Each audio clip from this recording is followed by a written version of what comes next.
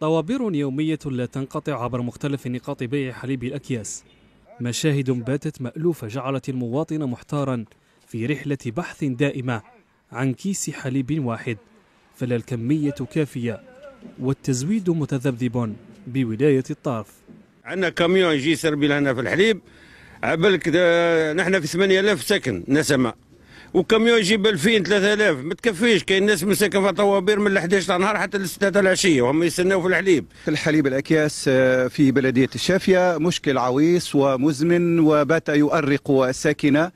المشكل هذا ما عرفناش منين جاي بالضبط.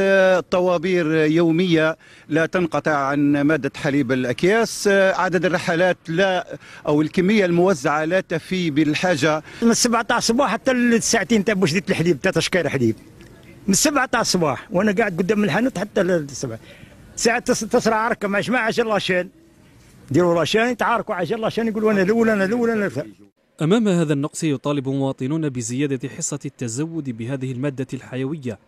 من جهتها مصالح التجارة بالولاية أكدت أنها متحكمة في عملية التوزيع وسيتم تدارك النقائص.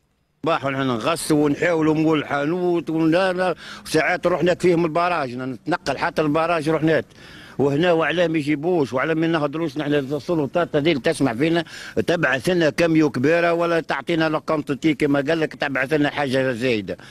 نأمل ان شاء الله من سلطات ولايه الطارف واعني مديريه التجاره وترقيه الصادرات اخذ بعين الاعتبار هذا الانشغال في أقرب الأجال. أي تاجر مخالف أو يقوم بتسويق هذه المادة خارج شبكة التوزيع فإنه يتعرض لعقوبات المنصوص عليها في قانون المضاربة، وعليه فإن عملية مراقبة هؤلاء تتم بصفة يومية ودورية. كما تعلمون أن التوزيع يكون من يوم السبت إلى يوم الخميس، وإحنا على مستوى الملبنة المتواجدة على مستوانا العملية الرقابة تتم من المصنع إلى غاية المستهلك حتى في الولايات الأخرى الممونة لولاية الطارف. التذبذب في عملية التزويد بحليب الأكياس يعود مجددا ليضرب مختلف نقاط بيعه في صورة تعكس عدم التقيد بالتعليمات الفوقية التي تؤطر عملية بيع هذه المادة. يبقى المواطن يبحث عن كيس واحد يسد به احتياجاته.